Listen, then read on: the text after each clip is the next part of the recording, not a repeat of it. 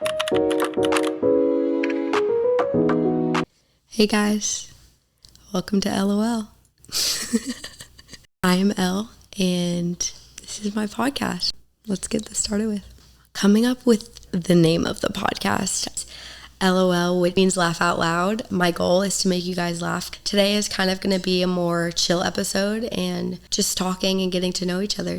I wanted to name the podcast something that's unique to me, but also to my name. I feel like I am a pretty funny person, if I do say so myself. My cousins and brothers would probably say otherwise, but I'm pretty sure I'm funny.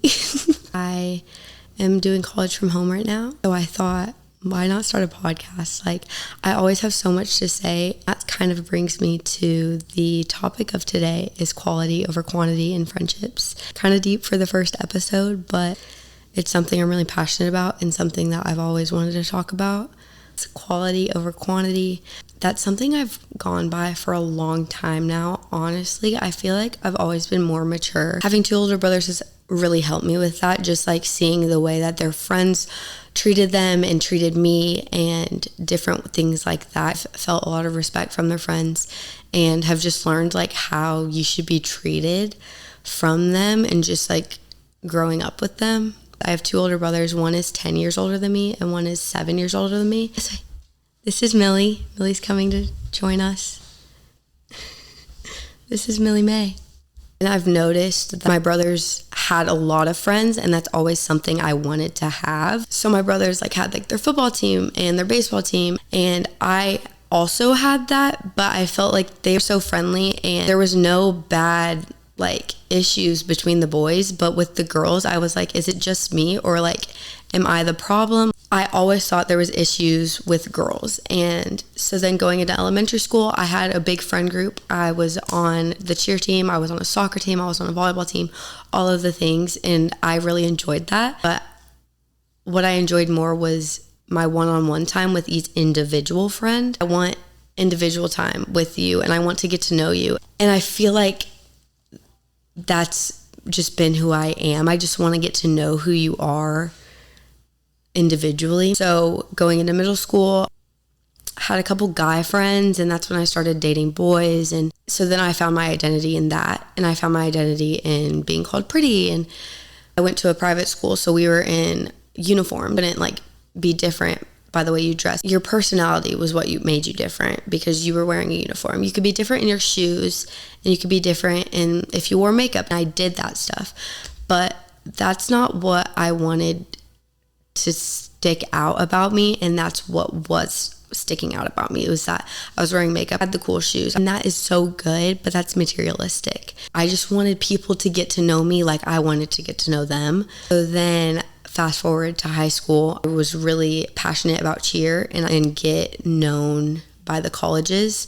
Hopefully, funny story, I didn't even end up trying out for college. In middle school, I was a big fish in a little sea, and in high school, I was a little fish in a big sea. My middle school was maxed out at 100 kids, and my high school was insane. I don't even know the number. I just always felt pressure of people, and I felt like it was girls in general. I am the only girl in my family, and so it's not only just being the only girl, it's also being the youngest. I wanted to talk about having all those friends. I literally, right now, I could name 5 of my best friends right now that I know will be there for me. If I call them at 2 a.m., they will answer because they know something's wrong. I don't do that. I wanted to talk about social media with friends. There was that pressure of oh my gosh, my birthday's coming. Are people going to post me? Are people going to post happy birthday and I get to repost it? I feel like I've finally grown up into the point where I'm if they're my really good friend, I will make an entire post about their birthday because I care that much. I'm not posting about people's birthdays anymore just because of the way it made me feel when I was younger. On birthday, I would have 20 people post happy birthday to me, and the next birthday, 3 people would post. And it's so on and off, and it's literally about consistency. Is who is consistent in your life. I don't know, that's just something that really stuck with me. Who's reaching out? Who's not making you reach out? Who's putting in the same amount of effort that you're putting in? I would rather have 3 good people sitting at my table than 12 people that I barely know their names. Made me think about the same thing with like restaurant and dining. Like if you go to a really nice place, really good quality place, their portions are smaller. And I know everybody knows that, but it's just something I wanted to talk about because it's something I'm really seeing in my life with my friendships. And my current friends are like the best ever, and I wish I could hug them. They're not physical at all. And so anytime I see my friends, I want to hug and jump and run and give them the biggest hug. But none of my friends are like that, except for maybe one. And so it's just so funny because I'm such that person to like give you the biggest hug and give you the biggest welcome. But none of my friends are like that. Opposites attract is something that my mom always says, and that's something that I really have been seeing lately too. Last point, it's your birthday and you're blowing out your birthday cake. Everybody's videoing you. There's flashes coming from every way. But the real thing is you're supposed to give the birthday person the video, and you're supposed to turn it and show it to everybody who's supporting you and everybody who's there for you. And there's a couple people that have been there from the age of 12 and now. So it's so crazy because I've met some of the best friends on the way.